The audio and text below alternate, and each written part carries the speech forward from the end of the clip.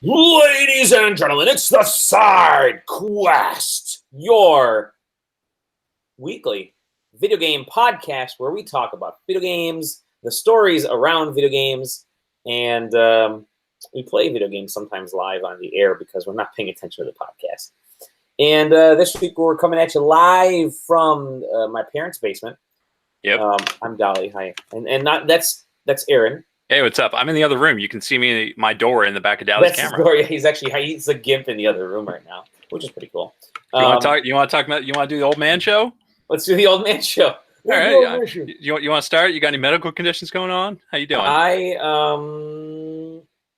No, I'm just tired. I've been moving. We're moving, so our house is officially no longer ours as of this coming Friday, and so we've been just moving all kinds of shit the last 3 weeks back and forth to different storage locations and stuff, and cleaning the old house.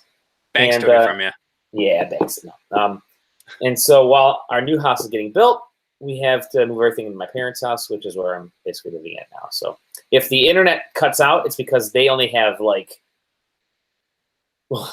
their internet's still probably like quadruple the amount of what Aaron gets, but their internet's really slow compared to mine. So I'm petitioning. I'm starting to change that org petition to have them increase the speed of the internet at their house this year. I don't have to pay for shit, so that's always positive. How about you, Aaron? Any medical conditions this week? You're just explaining one to me. Yeah, fucking Bigfoot joins your frame now. Yeah, so I woke up last week. I went to bed last week and I was fine. Peak of health, a fit young man, and I woke up the next morning, having done nothing, with incredibly swollen feet. And it was like, all right, walking is very painful. Maybe it's what is it called, like plantar fasciitis or whatever, heel pain basically. Okay.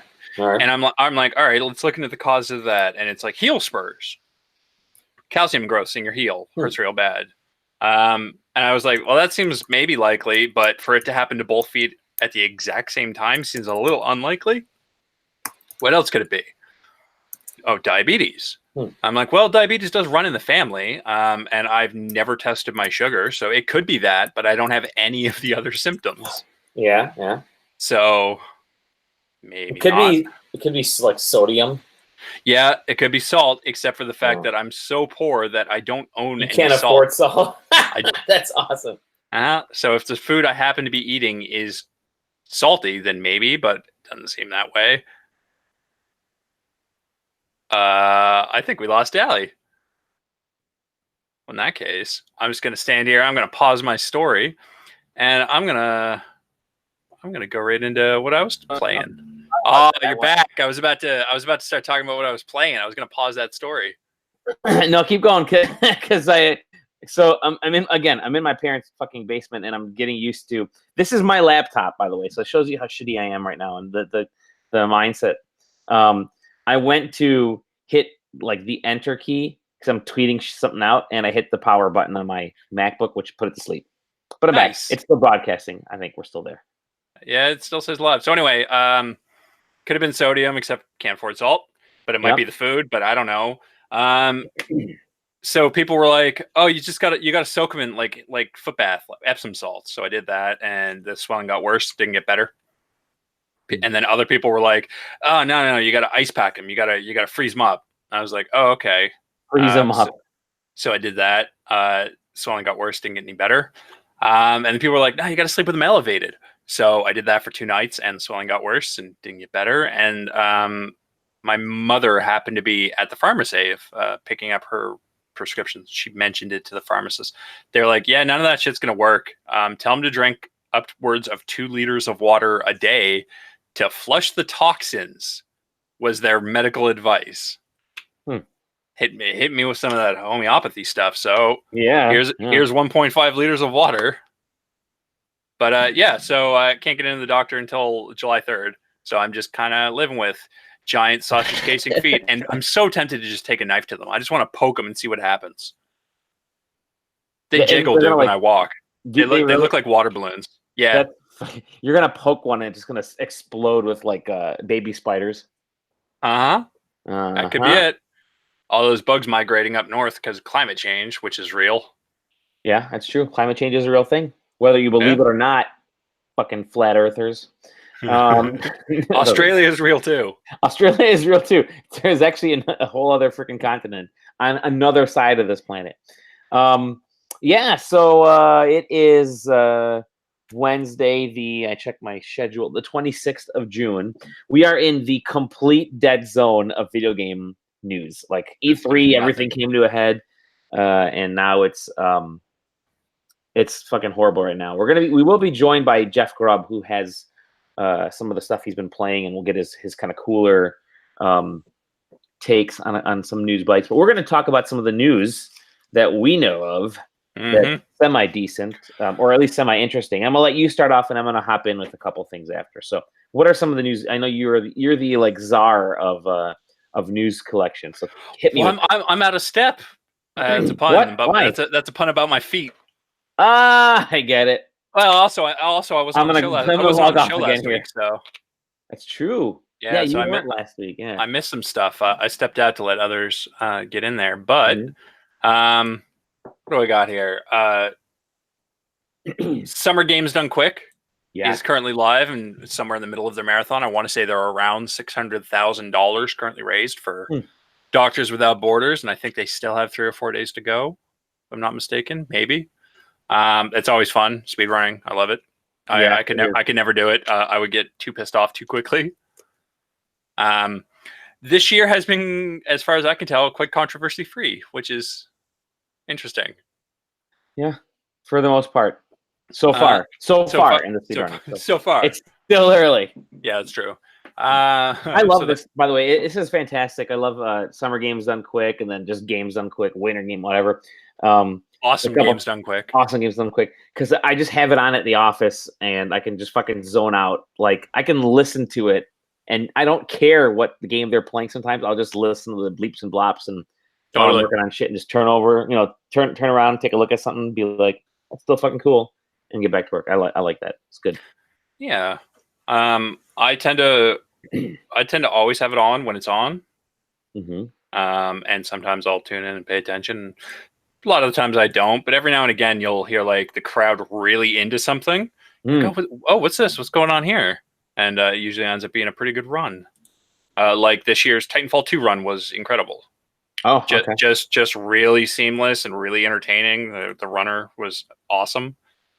So, and that's on YouTube now because they upload within a day of the runs going up. So if you missed it, you can see it. Yes. Yeah. Here's an actual news story, not just an announcement.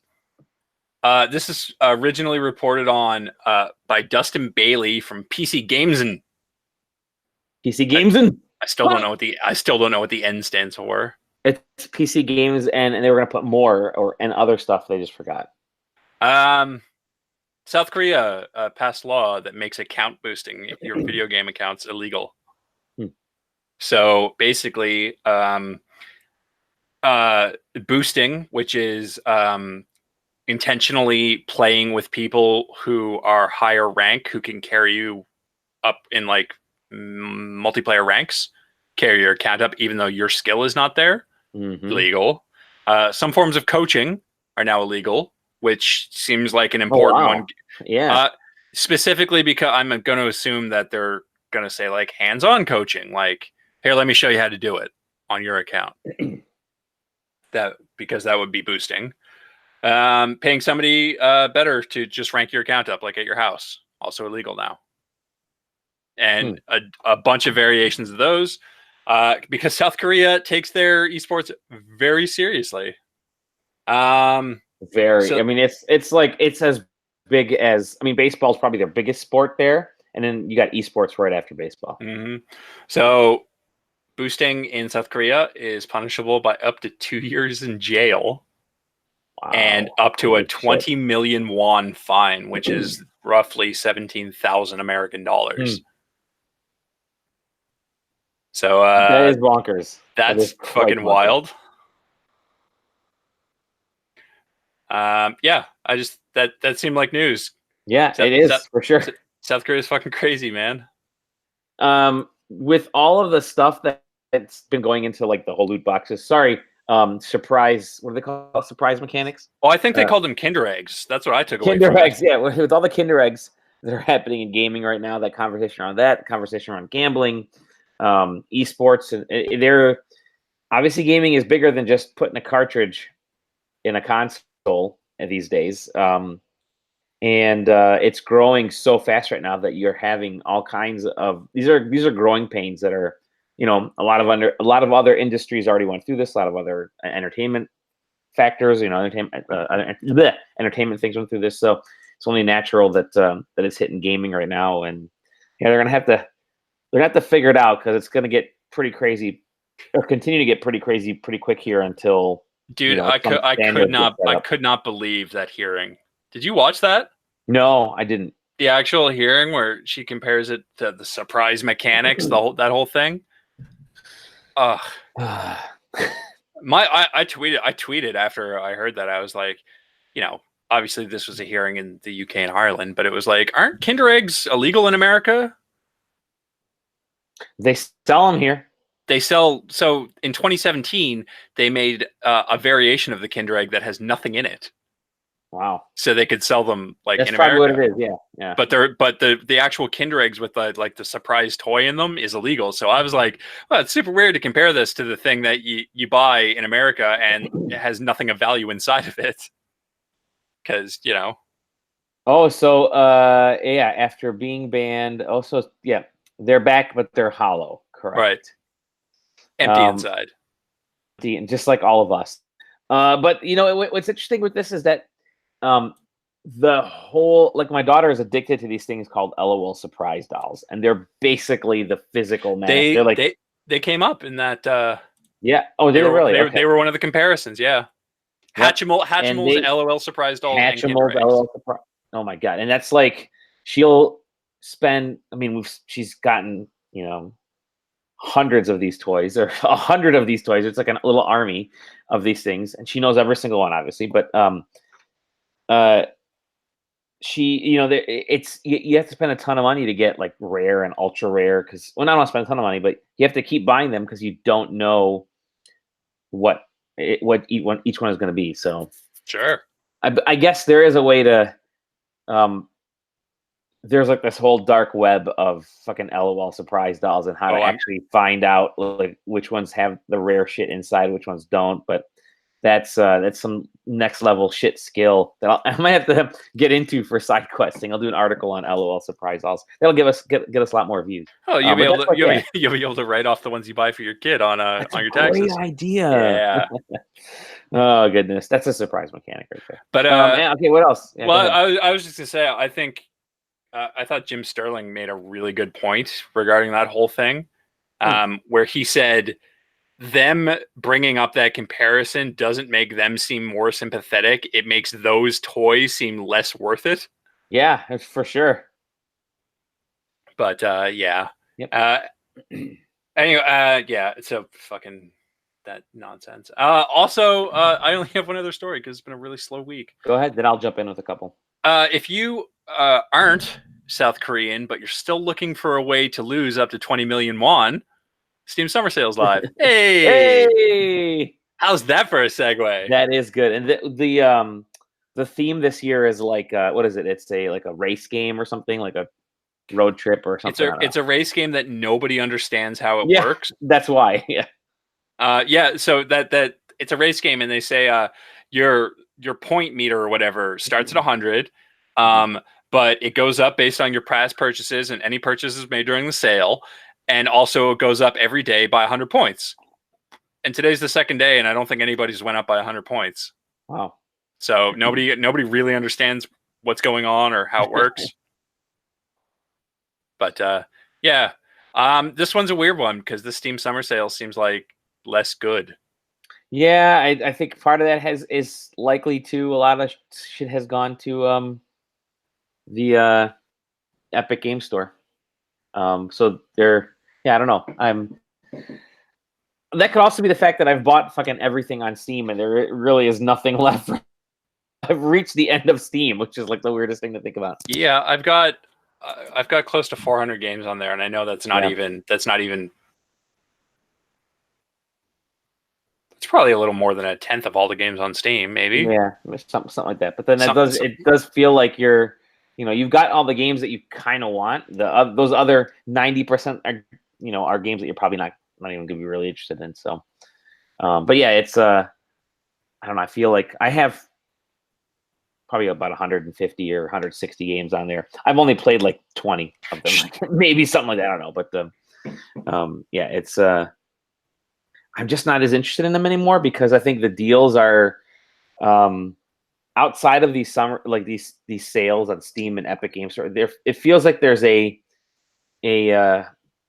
really good deal on whatever game you want, like every couple weeks.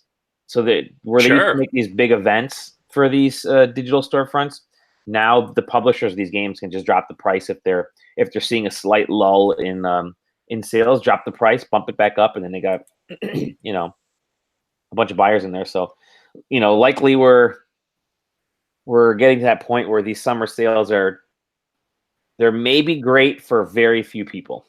Other than that, we might have all the games that we want already. So yeah, like if you're new to Steam, Steam's still great way to get a lot of games really cheap. But these so the other part is like these sales happen faster than games come out now. Yeah. Like there used to be like 1 a year, and then there was like 2 a year. Now we're up to like 6 a year. Something crazy like that. There's like 4 sales, and then there's like 2 events. Like there's like a spring cleaning event, like a fall something. Mm-hmm. So, is that a Tim Hortons cup? Yeah, hell yeah, it is. That's the shit, man. Hell yeah, it is. See, yours are like taller and skinnier than they are, or you're just giant. I'm giant. That's an extra large. That's an extra large. I'm thinking that's a pretty skinny medium size you got there. No, check this out. I'll give you a comparison. Here's a liter and a half of water. Doesn't even fit on my camera. I'll turn it sideways. God almighty, you probably drank that whole coffee in like one gulp. It went pretty I'm quick. drinking coffee because I brewed it myself, though.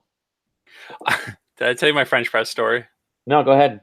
I love fucking French press. This is like not gaming related for all the people that not at all. For all the person that are watching. Look, we're just chatting. We're just having fun. I missed last week. A good time.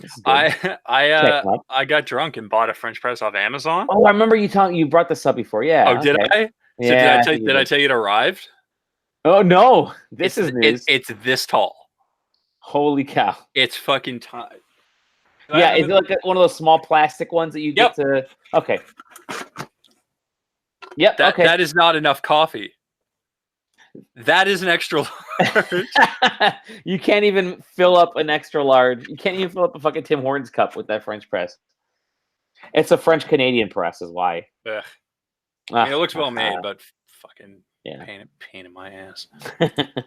Anyway, that's all. That's everything I had. That's all the news. There's not a lot of news. I have a couple stories. There is a narrative-based PUBG game has been announced from being led by Glenn Schofield. Remember him from Advanced Warfare and Dead Space? He started up a new studio called Striking Distance, and he's creating a narrative game in the PUBG universe.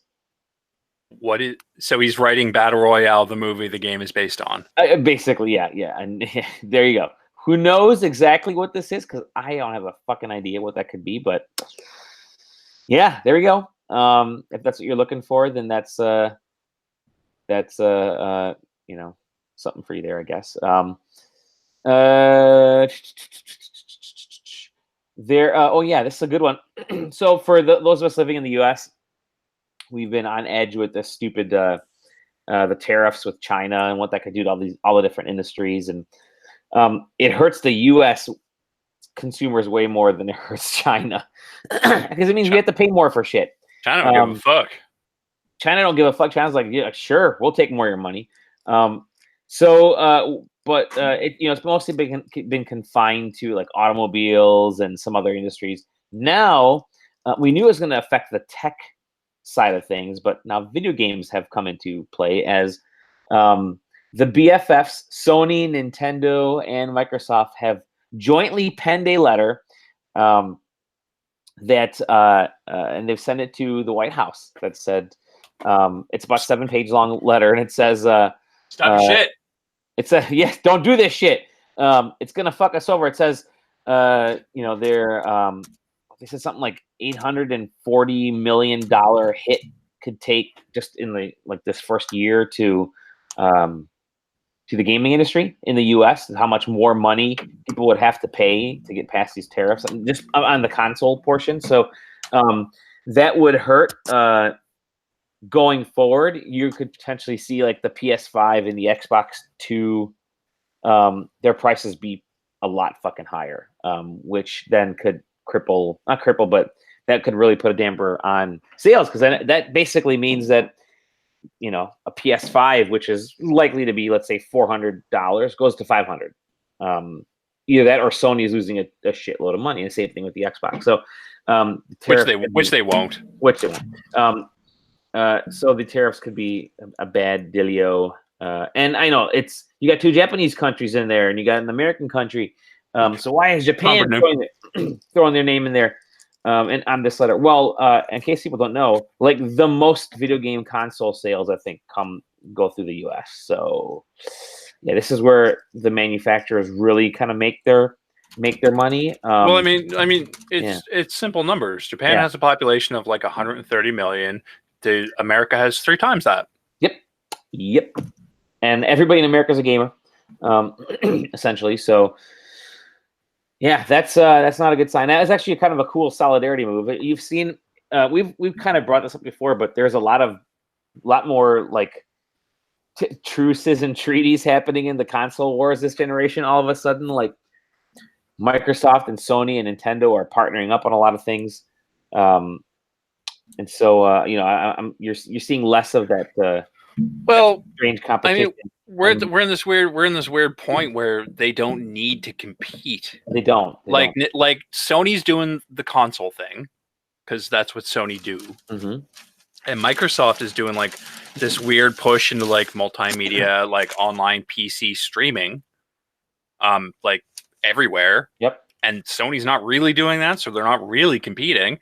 And the Nintendo's Nintendo. They're over on the playground on the Ferris wheel or the merry-go-round, just going wee. Like they don't give a fuck. So it's never been easier for those 3 companies to get along. Correct. And I think right now with them kind of focusing on really sort of specific markets and Microsoft. We've always talked about Microsoft as the operating system company, but you look at it now, a company like Microsoft and Google. Google makes more money off the iPhone than they do on any of their phones. Google off the iPhone because of the apps. And then you look at Microsoft, who makes more money. I think they said more money off services that are on PC and Apple products like iPhone and Mac and stuff than they do on any of their mobile-ish platforms, definitely. So it's worth it for these companies to find ways to work with each other. And you could be competing on hardware, but you're cooperating on everything else. So, it's Microsoft may not have as big of an issue on this one, even though they're really the only U.S. based company in this trifecta, because they can just flip the services switch on, and all of a sudden Xbox is just a streaming thing. But they realized that Sony and Nintendo would potentially have some pretty bad ramifications if these numbers jacked up. So, anyways, yeah, it's something to keep an eye on. And then, what else you got? I had one more. Dr. Piss Respect is back on is back on Twitch. So for we think we talked about this a couple weeks ago during E3. Dr. Disrespect turned on his Twitch stream and went into bathrooms and thought it was a really funny thing to go in there and do little skits. Well, people are pissing in there, going to the bathroom. Well, children are pissing in there. Children are in there. And so that's, that's illegal in California. It should be illegal everywhere to go into a public restroom or any place and record people without their permission. B, there's minors involved. C, fucking Twitch should not allow this fucking stuff. I mean, it's law-breaking content. So, because he got put on a suspension, because of that. That lasted what? How long? 2 weeks? 2 weeks, and now he'll be back, and you guarantee his return stream is going to be massive, and it's going to have a ton of people watching, and he'll get advertising and shit on there, and it's kind of a moneymaker for him, which is the stupidest thing. Got to take a 2 week break, and there are zero ramifications out of all this. 5 days. Actually, 5 days. Was that what it was? Yeah, I think so. Yeah. And in the end, he's almost better off for it because. Well, here's the crazy part too. His original, the original amount that they announced for him to be suspended for was a month. Mm-hmm. Still not long enough. No, fuck no. But apparently he's not even serving the month out. If that happened to what? If he's back, then he served June, 3 weeks. Yeah, June 9th, 10th, 11th. Yeah, so it's been 2 weeks. What the fuck are you eating? Is that a whole pizza folded back on itself? It's just one slice. Look. Holy shit! You're mid conversation about something, all of a sudden, a pizza comes out of nowhere and just appears in your mouth. I'm a growing boy. You go from a Tim Hortons to a fucking 8 liters of water, half of the Hudson Bay, and all of a sudden you got and there's Fireball mixed in. You're a mess, dude. This is awesome. Oh goodness, let's get out of the news because the news is stupid. The news is stupid, and Dr. Disrespect sucks. Yes, we can all agree. Here's my business proposition for everybody out in the wide world. I'm not as good at video games as Dr. Disrespect, but I'm also never going to film a children pissing. Correct. Ding ding ding. So ding, nailed it. Come subscribe to my Twitch channel. Yep. I don't even have enough followers to have subscribers. You don't got to pay me anything. Just don't give that dude money. Yeah. Oh goodness. Yeah. So there we go. Bad week for news, man. Bad week for news. Not a bad week for news, just a slow week for news. Yeah, it'll be slow for a little while too. You're probably waiting until middle of July before anything really starts happening. And that's usually when they're starting to prep for Gamescom, and the fall release schedule is starting to really. I mean, the fall release schedule is absolutely bonkers right now. But yeah, you're looking at middle of July before there really is any other. A lot of folks are just on vacation right now. I'll be next in the next couple weeks here, so my pretty face may not be on. We'll try to sneak one on maybe on Tuesday, but beyond that. No, actually Tuesday I'm going to see Spider-Man. Oh shit! Is this going to be my yearly? I'm going to stream our show on Twitch because you're gone. And yeah, let's do that. Well, what's really kind of interesting, and we'll get into games right now, is that YouTube is as you can see, we collaborate through YouTube and do our podcast through YouTube, but YouTube is ending the Hangouts on Air feature. Are they really? Yeah. So we're going to figure out a whole other fucking way to do this. Well, I mean, we have a way. We have a way. We just need to set it up. Yeah, we do. So, Twitch and so hold on. I missed last week, so I'm a little out of the loop. You're telling me that Google has a feature that people are interested in, and they're ending it with no discussion or replacement? That'll be Stadia. We're going to be saying the same thing about Stadia next year. Yep. Oh goodness. Oh fuck. Yep. So we'll get you'll be seeing this stream disappear, and the new stream will go up on another platform. We may actually still be on YouTube, just streamed in a roundabout way. We're not gonna. I'll tell you this much: we're not gonna be on Mixer. Nope. That's done. I think that's a whole shit show over there. That is done, right? Those layoffs are leading up to that thing shutting down. I don't think it's shutting down. Yeah, that was some news. They got rid of a ton of content creators that are on Mixer and staff, and this whole kind of editorial side of Mixer and curation. And now they're just going to go into more of let's just let people post, and who's ever getting a lot of views will get bumped higher, which is starting to, I don't know. It's kind of the opposite of what you want to do. I like that Mixer actually brought something to the something different to the streaming thing, and now they're just another streaming service. And in that case, I think there are a lot of options that you can go through. So. Well, that was kind of what happened with Hitbox, right? Yep, Hitbox was that alternative to Twitch, yeah. And YouTube, remember YouTube Gaming? I do. It sucked. Mm-hmm. And we'll be appearing there shortly. We'll be on Facebook Gaming, everybody. Anyways, so yeah, that is it. Let's talk what we're playing until what I'm playing is learning how to steal John's setup for Twitch. Yeah, actually, we're gonna have John set up for Twitch. Yeah, so our good boy, Mr. Megadeth John.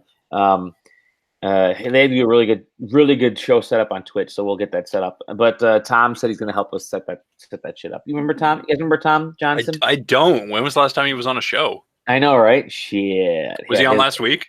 No, he was not. Of course. I was about to be very hurt. Yes, there's schedule issues which have prevented him from being on, but we'll get him on again.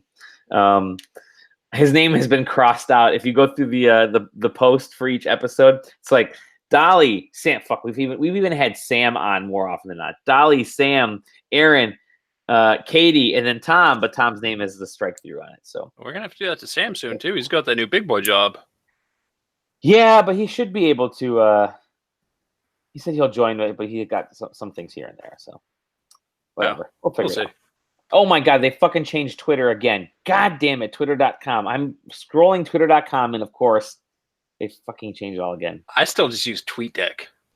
I use TweetDeck as well, which is nice, but there are certain things that you can't see through TweetDeck because Twitter bought TweetDeck. Yeah. So fuck. Anyways, let's talk about what we've been playing, and then hopefully Jeff will make it on. What have you been playing? Fucking nothing, dude. Nice. No, I finally finished Dragon Ball Fighter Z, just to piss off Ryan Gant. So that's Fighter Z. That's all taken care of. Have some more pizza while you're talking. Yeah, go ahead. Oh. He said it's one slice, but it's like 6 slices folded back on themselves. I am. Let's see. A Cadence of Hyrule. I keep going back to Cadence of Hyrule. You think that? You check this shit out, Dolly. I still have pizza in my mouth. Here's some fucking ice cream. Oh. Summer food done quick. Oh, that's not good. It's really bad. That's gotta be real bad. I've been playing Night Trap. Did I mention? I don't think I mentioned that. Night Trap is out on. It's been on every console, every product right now. I never played Night Trap. That's a really shitty Sega CD game. I can't fucking figure out how to control this game. It's just flipping through different cameras, and it's not good. It's very not good. It is ungood. So yeah, Night Trap. I bought it just because I wanted an FMV game on my Switch, but whatever. Cadence of Hyrule, yeah, like I mentioned, that thing is still good. I'm staring at it right now. It's still so fucking good. You beat it yet? No, I did not. It could take it's only like a 2 to 3 hour game to really kind of plow through, but I've been kind of picking it up and putting it down and playing it in these shorts like spurts in between Dragon Ball Fighter Z sessions. Fighter Z. I heard they added a mode to that's for people who have no rhythm. For Cadence of Hyrule, yeah, it's just like straight up just turn based. Nice. You just walk over and just kind of it's like non-music based whatsoever. But what I found really kind of interesting, I'm doing a write up about this, about my time with this game. The original Zelda for the NES, and then the Link to the Past on the SNES, the Super NES, the SNES. This is how Cadence of Hyrule is exactly how I played those games. I would move around to the beat when I'm playing that, and you get to a point where you've completed the game and but you want to play it again, so you do multiple playthroughs. And both of those, I started just kind of moving my character to the beat of the Zelda music, and you'd kind of do do do do do do, and you'd kind of shift Link in that direction, whatever. And that's how I played those games after mastering them on the initial run. So playing Cadence of Hyrule fits exactly into how I remember like the later years of me playing those games, which is fantastic. And so I didn't play Crypt of the Necrodancer. Necrodancer, sorry. Didn't play that at all. But fucking Cadence of Hyrule is fantastic, so I'm like really interested in jumping backwards and hopping, getting Crypt of the Necrodancer. I either streamed it or reviewed it, and I don't remember. I think one of the two, yeah, or maybe both. Hey, what's up, Jeff? Hey guys, how's it going? Hey, ladies and gentlemen, Geoffrey Grub. That was perfect timing. We can make Dally stop talking about Cadence of Hyrule. And Yeah. So I wanted to talk to you guys about Cadence of Hyrule. Let's do it. Let's do it. That's a good game. I haven't had enough time to play it though. Yeah, No, I haven't played Super Mario Maker 2. Have you guys talked about that at all? No, let's talk about it. I beat it. that is literally I why made I up a invited Mario. you on, because we needed a Nintendo guy this week. Well, I could be your Nintendo guy. I am a Nintendo guy. You've missed the whole fucking conversation. This is summer food done quick with Aaron. He's eaten like 4 slices of pizza, a liter, like a 2 liter of water. I think he had. Are you going liter because he only uses the Queen's measurements? He doesn't. No, because fucking look at this thing. It's an actual fucking. It really is just a whole liter. Yeah, it's the whole liter, and like other shit. But yeah, tell me about the makings of the Marios. Well, it doesn't have any like waffle iron pizza, but what it does have is it's so Nintendo's been doing this, right? The Wii U came out, it was a complete failure. It fizzled out, but they released a lot of good games for it. A lot of great games on it, right? Like it's like a solid system of lineup. I mean, not anymore because it's basically all those good games have been ported to the Switch, except for Super Mario Maker. Dance Dance Revolution. Which one? What would you actually say? Tokyo Mirage Sessions. Oh yes, yeah. I have that sitting in my closet. I still have never played it, but me too. Super Mario Maker is a great game. Was a great game in 2015, and now this is more of that. It's definitely in the vein of Splatoon 2 and Mario Kart 8 Deluxe, where it is more of that same game released for the millions of more people who own a Switch, with a number of really notable improvements and upgrades and new features. I think the biggest stuff that is new is, and for most people, it is going to be new across the board because most people didn't own a Wii U, right? But for those of us who did play it in 2015 and loved it, the new stuff is like 3D World stages, which are based on the Wii U game Super Mario 3D World, where you can turn into a cat and Bowser can turn into Mauser. Yeah, and you can climb trees. Great. And it's good. It's got all the good music from that game too. It's really a nice new addition. It's not like super revolutionary because it looks a lot like New Super Mario Brothers. That art style, they look pretty similar, but you could do a lot of different things in 3D World that you can't do in the other ones. And I've been having a lot of fun like exploring levels made with that style because they are really different compared to the other things. And then there's just like changes where like the last game had 100 Mario Challenge where you'd get 100 lives. And then you would play through a set number of stages, and you were trying to get to the end before you ran out of lives. In this game, it's a little bit mixed up, where it's basically the same thing, but you get like 30 lives on Super Expert, and you try to see how many levels you could possibly beat on an endless mode before you run out of lives and get a game over. Oh, that sounds so good. It's a better mode. I think it's a better mode. And it's the mode I expect most people will be spending most of their time in. But there is a right way to be playing this game, and it's absolutely with a friend or a group of people where you make a stage for your friend and they play it, and then they tell you how much they hate you, and then either they make a stage for you, or then after they tell you how much they hate you, you make an even tougher stage and send that to them. And this game still does all of that brilliantly. It's still so wonderful to just like do this sort of pen pal. This is like in the review. This is what I wrote. Like it's like this modern version of having a pen pal where you are writing this letter in the form of the really great Mario Maker tool set, and you're sending these levels to your friend to force them to go through it. And they're going to do it because they want to see like what madness you've unleashed on them. And it's this really fun back and forth that, games are really good at this, but very few games actually do that sort of back and forth, sort of asynchronous multiplayer thing where you're sending something to someone else. And I absolutely love it. I adore it. They did a really good job here. Oh, we're losing Dally. With this game, did they? No, can you guys hear me? We can hear you now. Okay, sorry. Like I said, I missed the earlier conversation. I'm in my parents' basement now. You're downloading all that porn. We know. Send help. All that hardcore porn. Oh, that Princess Peach. Now, when you're sending files or stages to is in the first game, the stage had to be completely done and playable. Is that what you do here as well? Is that nothing's really changed with that. What they've done is I don't think the last game started with the checkpoint. That's something that got introduced in an update. I'm not sure how many people experienced that. So the way it works is you have to beat the level from the beginning, And then if you have a checkpoint in your stage, you then have to beat it from the checkpoint. And you have to beat it like small from the checkpoint. So it's not like you can like carry forward something and try to actually cheat that way. It doesn't work out that way.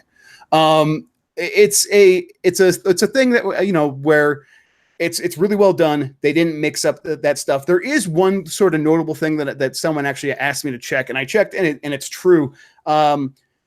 For other people's stages, there was a possibility in the last game where you could download them and then open them in the editor and then sort of fidget with them yourselves. You couldn't re-upload them, but you could mess around with them and like try to practice certain really tough parts. That doesn't work in this game. I don't know why they would take that out. But that's something where it's like there are going to be Kaizo stages that are going to have really tough sections in the later part of the level where people are going to want to practice that in just that specific section without having to do all the bullshit before that. That was possible in the last game, and it's not possible now. So I think hopefully these are the kinds of things where Nintendo's like, oh, why that was just a brain fart here. Yeah, we'll update that and put that in this game. And there's a few things like that. There's like playing with friends. Yeah, the playing with friends is one of the big ones. That's one thing where it's like they've already gotten the criticism before the game came out. And at E3, they're like, oh, yeah, we're going to update and change the way that works. They haven't said what they're going to change, how it's going to work, but they said they're going to update it and address that. But then there's stuff like the leaderboards. That endless challenge mode, it's very heavy on here's your spot on the global leaderboard. Well, I mean, by definition, only 10 people can be at the top 10 of the global leaderboard. And the million plus other people who are going to be playing this game are not going to be anywhere near that. And so it's like you want to have like a friends leaderboard as well, right? Like every game has that. Every game's had this for more than 10 years now. I feel like you could almost say 20 at this point. And I couldn't, no matter where I looked, I couldn't find any way to like filter the leaderboard by friends. And like it almost doesn't like bring your friends list into the game at all. Like I have people I'm friends with who are reviewing the game, and it's not like, oh, here are your friends who are creating levels. I would see them on the global leaderboard for like course creation, and then I could follow them in the game, but there was no indication that we were already friends or like, oh, import your Nintendo friends into this game to then follow them. It's weird, but it's also very Nintendo. And again, this is stuff, it's like, just fix this stuff because it's like so obvious and there's no reason not to. And hopefully they really get to that point where they can fix these small quibbles I have. Would you compare Nintendo, their online functionality on the Switch, to be like very similar to say like the PS2's online functionality? Like they're like a generation out from something usable. Right. Yeah. But it's like I have no like with the PlayStation 2. It's like, oh, they kind of got caught on their heels because like Microsoft was an internet company by that point. So like they're like, oh, we're going to make the Xbox an online console. It's going to ship with a hard drive. It needs to be online. Like that was their plan from the beginning. Sony was not an internet company, so they were like, oh, well, we can figure this out. We'll make it work. And they tried, and it's like, oh, next time we're going to get it right from the beginning. Nintendo's had, generations and years to figure this out. They're not going to figure it out next time. Next time's not going to be better. The best we can hope for is like small little improvements that are like game specific, and then maybe the next game we can talk them into doing the same stuff. But it's just overall, it's just not going to ever be great. There is one other thing about this game. The story mode is new. In the last game, there was no like real story mode. Like Nintendo had like a few levels in the game. Maybe I don't even remember if they had any. The 3DS one had like a bunch of Nintendo created stages. This one has 100 Nintendo created stages, but to me, it ends up feeling like a really long tutorial. They want to show you all the new stuff you can play with. So levels end up feeling like, here is the one thing we're trying to show you, instead of like a traditional Mario platformer where it's like you're building up a skill set throughout this adventure. And then the later stages are like, oh yeah, you're riding Yoshi and you're using the cape and you're doing all this other stuff at the same time because we expect you to have this certain level of skill at this point. In Mario Maker 2, it's just, here is this, Yoshi can put his tongue through walls. So do that to solve this one specific puzzle in this level. And then the next stage is going to have nothing to do with that. And it's going to deal with some other very specific mechanic that you should be thinking about when creating stages. And all that stuff is important. And I'm glad that they do something with that. But the story mode is not what I was expecting. I was expecting, Nintendo was going to like maybe make a wild Mario adventure where it's like, oh, we're going to like let our designers kind of get off the leash and do whatever they want and put 100 of those stages in a game. And it's not that. So don't expect that. I missed everything after Yoshi's tongue. No, you just blanked out after Yoshi's No, tongue. I blanked out. Okay. You went to the good place. Yeah. Good place. So these it's not, so what you're saying is not really like it's not a Mario 2D game, I guess you could say, that the adventure mode. It's just more of the kind of bullet point tutorial types of things that you build it, you repair the castle or whatever. It's this weird middle ground between that. It's there is a story. There is labor. Like there's like labor relations between Toads and the Toad management, and that stuff's fun. And they present it as a story.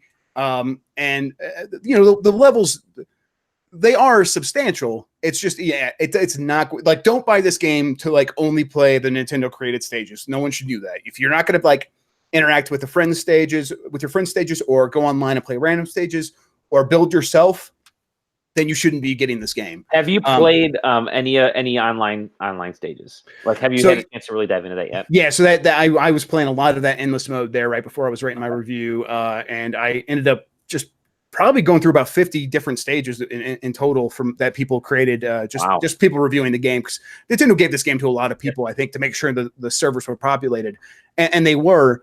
And it was I've been really digging it. Like I said, I really see myself just, when I don't have a friend sending me their stages specifically, or if I like start a stream and I'm waiting for someone to like, oh, I'm going to go finish that stage so Jeff can like play it on stream or something. Mm-hmm. In the meantime, I'm going to load up Endless and just go through that stuff and just like, whatever comes at me. And I'm looking forward to that, because people have already done some cool stuff and it's not even out. Once it's out, I'm expecting some really, really neat things. I guess the last thing would be like, finding stages. Like, how easy is it to find the good stuff? And I would say that's probably going to be pretty okay. I know they ended up launching that Super Mario Brothers or Super Mario Maker bookmark.com or whatever for the last game, where you could do everything online. It seems like the tools in the game are a little bit better for finding stages. You can rank by popularity. You can rank by like what's hot right now. You can rank by. I think I think these are like the big filters, but then within that there's a search function, and then the search function has a ton of different stuff. And I think like you could definitely like search it for stuff like just by like a clear rate and things like that. So I think they have play rate and all that other stuff, and how much people approve it, like whatever's getting the most thumbs up or whatever. I think that stuff's going to work. And you could follow creators as well. So if you find someone you like, or you do find a friend, follow them, and then you could just go find their stuff whenever you want. And the notifications work really well. So if someone plays your stages, you'll get all that info right away, and it does work. I've been digging it. I am going to just kind of keep playing it, even though the review is done. Yeah. I'm looking forward to like months of just like making stages and playing other people's stages, and just having that back and forth, because it really is magical. Nintendo did a phenomenal job with the first Mario Maker in terms of just letting people have fun, and they kind of kept supporting it, kept adding things here and there over the lifespan. And it launched relatively late in the Wii U's career, the Wii U's lifespan. I think it was like a 2015 game. So it was 2016 was like the last year, and then 2017 was like the death march, till the Switch. Yeah. And so it came out sort of late, but it still gathered a lot of. I think I played it for a year straight, like almost every day or every other day, because there was always great new levels coming out and the content Nintendo was putting in. And I had a lot of fun with that game, recreating, like I would recreate scenes in TV shows using Mario, right? You had I used to, like the first season of Fear the Walking Dead, I recreated like 2 of the scenes in Mario Maker, just because it was stupid easy to do and fun to kind of challenge yourself to recreate things in kind of new and unique ways. And I think that so it sounds like some of these additions that they've put into Mario Maker 2 really allow for more elaborate level types, I guess, is from what I'm seeing, like some of the door things and some of the the way you could do like underworld levels and level in kind of sub-level linking. Seems like it could really lend itself to some really kind of interesting stuff. I'm so excited to see what people come up with, because there was some phenomenally difficult levels that were coming out of it. Levels that made me a better Mario player. Yeah. Because Super Mario Run came out for iOS, which I still fucking adore that game. I know people don't love it, but I do. I got it. I came into that game and you know, a lot of other Mario games playing those better because I was used to some of the craziness that people are coming up with in Mario Maker. Yeah, I definitely had to like get my Mario legs underneath me at the beginning when I first started playing this again, and now I'm like at a point where, yeah, I could probably play some of the easier Kaizo stages now. Where you know, I have been like, there's a couple stages that have been rising to the top of the super expert charts or whatever, and I've been playing those, and they are challenging, but they are making me better again, and I can't wait to like just see what people do and kind of just find the tough stuff that's like not like so far beyond me, because that is the one thing. It's like you're going to get the entire spread. There's going to be the real Kaizo stuff that is just going to be like you have to be a speed runner to actually be able to handle that stuff, and then there's like the level below that where it's like it uses Kaizo elements, but in a way that's like it's Kaizo for games journalists, basically. Sure. That's what I like. That's what I can. Can handle. you Can you share levels wirelessly, not like over the net, but like switch to switch? Is it there's definitely a local networking mode. Okay. And I think you can like work on levels together that way or play levels together that way. But then, you know, you get the code and you can share the code with anyone and you can just. The reason I'm asking is like when you go to like cons, like PAX East, you know, you're stuck in line for like 3 hours. And so someone wants to show off someone wants to show off the Switch level that the game level they've created, and it'd be fun to be able to kind of physically share those. It was something that you didn't do with the 3DS because you couldn't share any levels online with 3DS that you made. It was all kind of stuck on that system. So lame. But I thought it'd be. I was curious if that would be a possibility because it seems like something that would be pretty cool. A lot of us carry our Switches with us throughout the day, whether it's at the office and or just, you know, floating around. So I think it'd be a fun.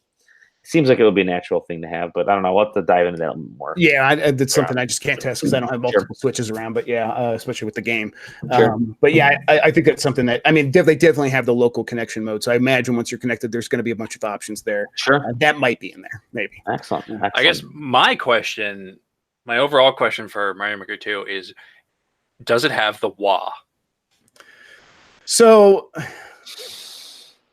it doesn't have. Oh, is that the wah? Or are you talking about Waluigi? I'm talking about both. Okay, all right. Well, of course. Waluigi. I'll throw that out there. You can go wherever you want with it. There is no like wah when you're like going through the sound effects. The presets don't include that. I don't know if he's a playable character. I know there's like other playable characters, but I haven't actually unlocked many of those. So I'm not sure about the Waluigi representation in this game. It does have the wah wah and the new Super Mario Brothers U mode, of course. That doesn't even bother me as much as in 3D World, when a Goomba sees you, they like stop, they like get stunned, and then they charge you, and it throws me off so much because I'm like jumping at them, and I'm like, all right, I'm gonna land right on top of their head because they're gonna walk right there, and like as I'm in the air, they notice me, and then they stop. So I land right in front of them, and then they attack me, and it's like, that's kind of an interesting, a way to mess with people if you have like levels in different styles, right? You have the same level in a few different styles, and just adding those enemies can really and then that's like that's a style that doesn't. That's one of the styles that's like, oh, this is so new and so different that you can't like switch your level from this to that. So you'd have to completely wipe anything you've done in a Super Mario Brothers 3 style if you wanted to switch it over to the 3D World style. So that's where it's like, oh, okay, I see what they're going for there, and my hope is that they continue to release new styles that follow that same guideline, so we get Super Mario Brothers 2, which I was almost. If you would have asked me like 2 months ago when they first started doing like the big directs for this game, if Super Mario Brothers 2 was going to be included at launch, I would have said yes. So that's one of the things where I'm like, oh, that's a bummer. It's not in there. And I'm less certain that it will be. I'm like, maybe they might just do other styles that aren't quite as different, but still different. Like they might do Galaxy. Like I would kind of expect them to like, oh, they're going to do the Galaxy setting. They're going to mess with gravity a little bit more and let you have like perfect circles that you can jump around and stuff in 2D, of course. Yeah. Perfect. Yeah, of course. But I still hope, and they really think they should kind of get Super Mario Brothers 2 in there. There's no reason not. Super Mario Brothers 2 is the one that everybody has been talking about since Mario Maker. Right. And they've been so good about that with like Smash Brothers. Like, oh, people have been asking for Banjo-Kazooie. Here's Banjo-Kazooie. We actually made that work. So like, if they're listening, they'll do it. But they're probably going to do it as DLC, I think, because it probably is a lot of extra work. So yeah, I can imagine. I can actually see them weirdly branching out into other Nintendo IPs in this. Yeah, I mean, I think they'll do a Zelda Maker next. This series goes into Zelda Maker next for sure. Yeah. Well, I mean, if you consider Cadence of Hyrule as a proof of concept for non-traditional like Zelda games, even beyond Breath of the Wild, like that thing has been amazing. Everybody loves that game, and so that seems like a perfect reason to go. All right, let's do a Zelda Maker. Let's see what people can do.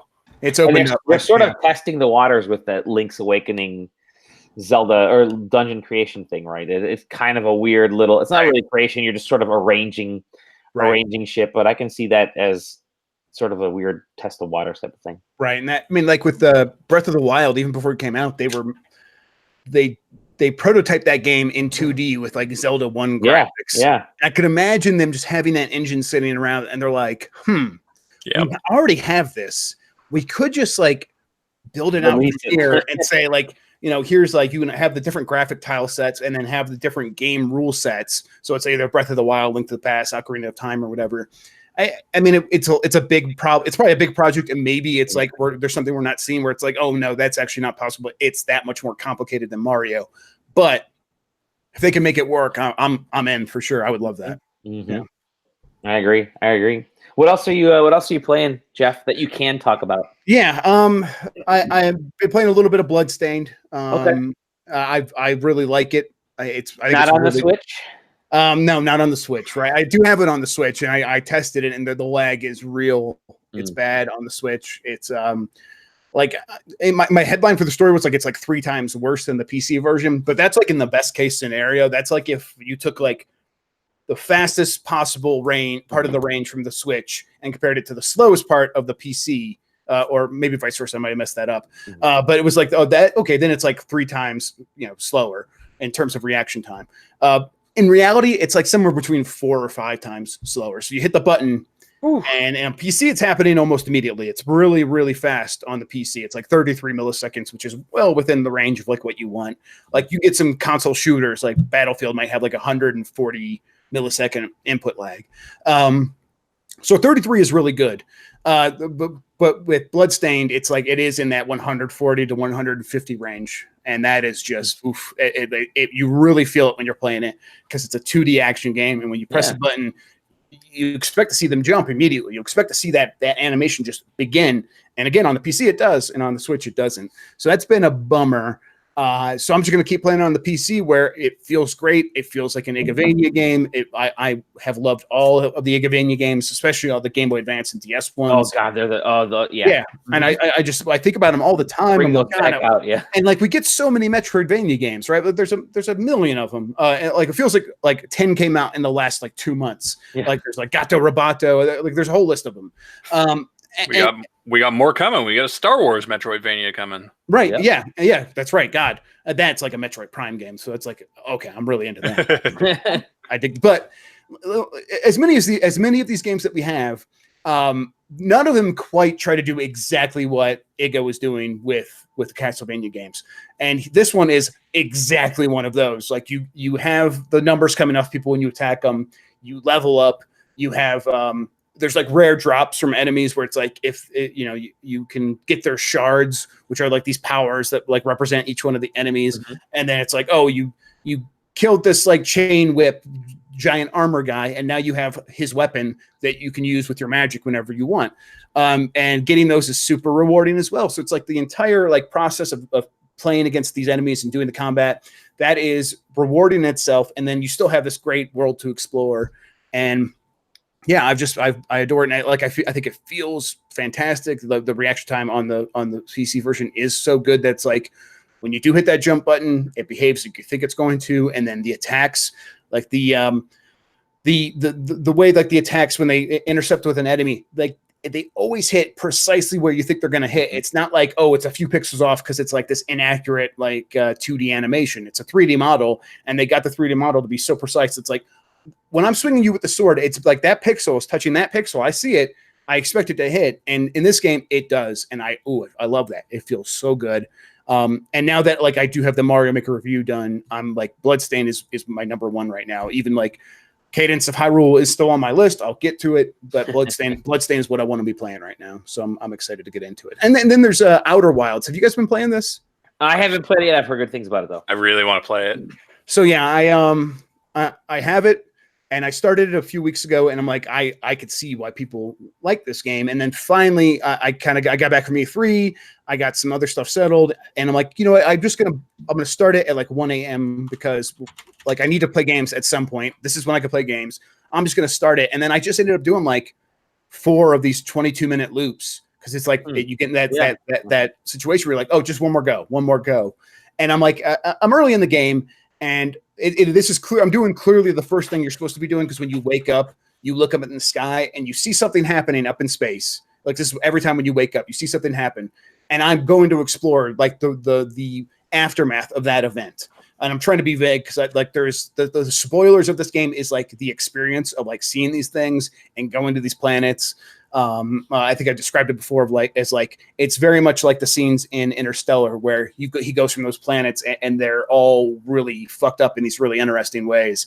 This game has that stuff. So try to avoid any specifics on what these planets are. So this is I think it's Masioka, right? The actor that played Hero on on Hero, the TV series. Yeah. He kind of purchased the rights to the game and started developing it further. I think because it was an indie game I'm like flipping through Wikipedia as we're talking. It was an indie game for a while. Well, it still is an indie game, but then had won a bunch of awards since like 2015. And then Masioka kind of took it over. Really? I had no idea. So is he going to develop it into like a TV show, or is he just like in charge of the game? No, he's got his own. He's had Mobius Digital as his studio. Right.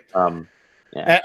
He's developing it, but yeah. I'm like blown away just in like the very beginning part of the game where it's like I could see why people get into this because I'm going up to this wreckage and I'm discovering what's happening here and I'm piecing things together and then the 22 minutes is up and then I go back up there and like I already know everything. All that stuff stays in my ship's log, everything that I've learned so far. And I also know the process to go through to like accomplish what I did before.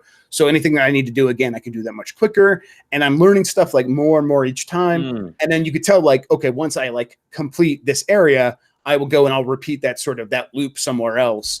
And it's very compelling and it's an interesting world and the physics feel really good where like the ship is it's like a lunar lander ship where you're trying to like fight against physics and you're trying to fight against momentum and you were just trying to get it to like land on these small little segments of planets and it feels really good to like get in there and like just barely be in control of this super fast ship in this really hostile environment and like just combining all these elements into an overall experience, I'm very excited to kind of just keep playing and see where it goes.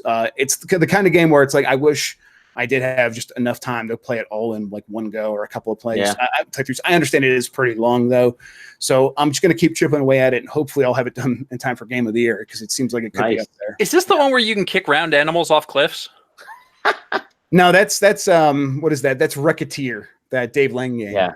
Oh, yeah. Yeah, that's what we ever wanted. That's a Connect game. No, I have no idea. What the fuck are you talking about?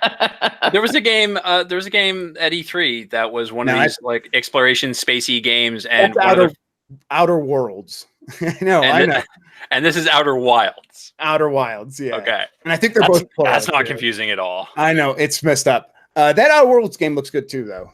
Yeah, I don't remember the round animals being kicked off cliffs, but I do remember the cysty pigs, which were these pigs that grow cysts of meat on their back, and they've been genetically engineered to do this. They grow cysts of meat on their back, and then once the meat cysts are full, you just pull them right off, and you serve them up, so you have these sustainable food products from these living pigs that you don't have to slaughter each time.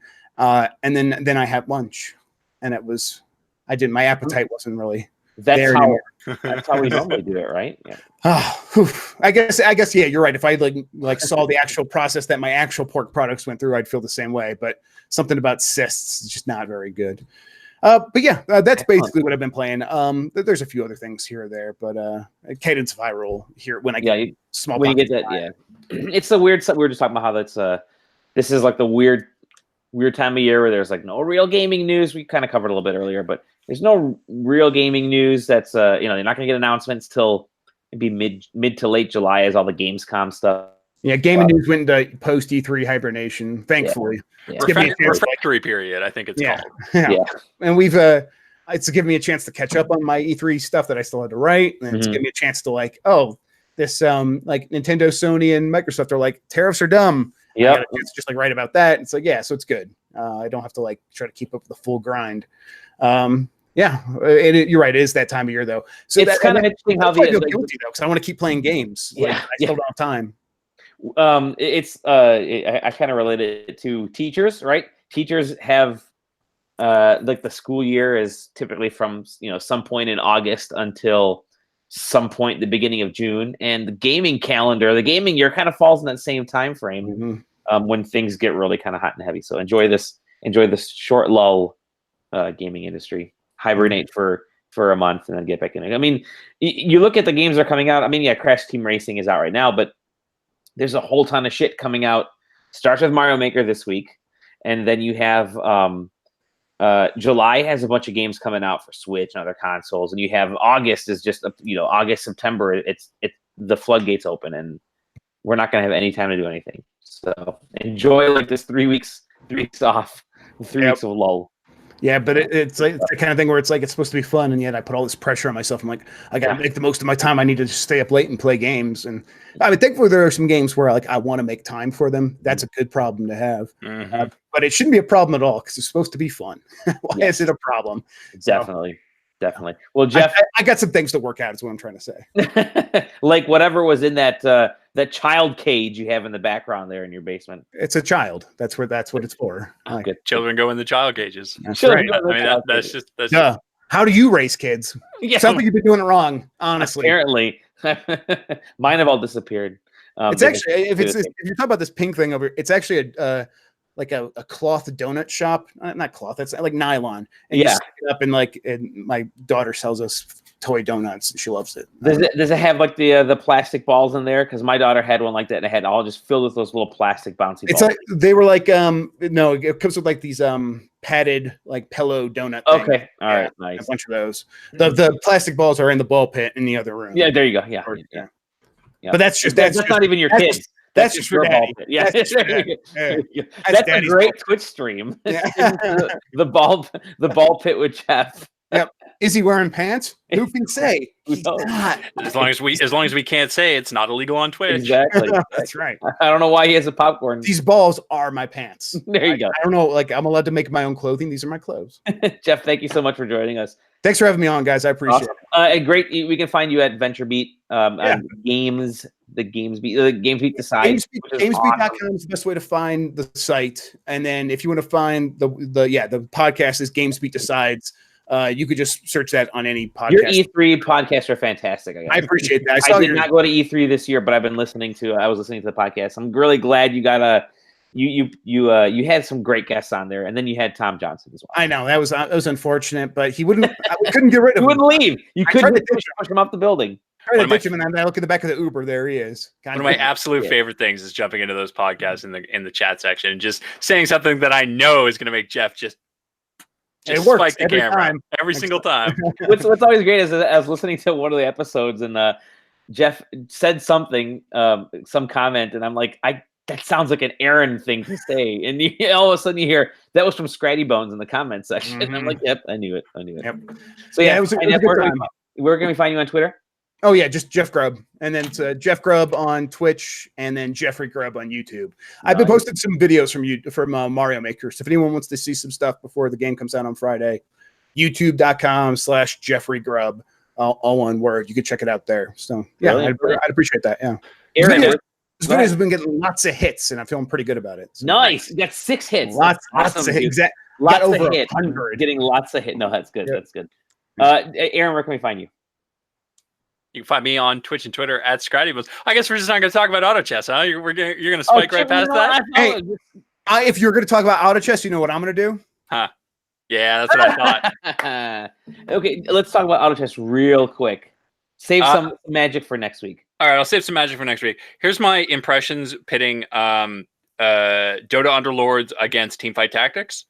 I used to play League of Legends all the time, which is Teamfight Tactics, and I was never a Dota person. I never played the mod. I didn't really play Dota. The user interface in Dota Underlords is so intuitive and informative that knowing nothing about Dota, I can make proper teams. I can see what champions are what and what they're going to do and how they're going to interact with any other champion. It's all presented to you in a very clear way. Wow. Teamfight Tactics, I don't recognize any of the characters because they've changed the graphics and the information is obfuscated. So if you don't recognize the champions by sight, it's so fucked up. And the queue times are insane. I'm waiting like 20 or 30 minutes for a match, and I have been in queue since Jeff showed up to talk about what he was playing. It has been 26 minutes and 46 seconds waiting to find a match of Teamfight Tactics. You could have played one whole loop of Outer Wilds. Is what could have been. I want that game. Yeah, I think me too. I think Jeff sold me on it. I'm gonna take a look at that. Well, we'll talk more about the auto chess shenanigans. Maybe you can get into one of the matches. I downloaded the Underlords for my phone. I'll give it a shot there and see how. So the nice part about the phone version, it's the same game on PC. They just took the phone version and they put it on PC. Yeah, it's even the same interface as what I'm hearing. Yep. Okay. And it works fine. It looks really nice. Good. I will give that a shot. I will. Yes. I will probably talk a little bit more about those next week, but early access for Shadowbringers, Final Fantasy 14 starts tomorrow, I think. Nice. Yeah, so we'll get into that next week then. That's perfect. Yeah. So there's like a day downtime between it actually might be tonight. I have to double check, but if it's tomorrow, if I've got my days mixed up, it might be tomorrow night, and in that case, I'm going to stream a little bit of Underlords and probably a little bit of auto chess, or a little bit of Underlords and a little bit of Teamfight Tactics, just for like a comparison video. And I'll try to do it semi-professionally, so maybe I can make a video for SideQuesting out of it. There you go.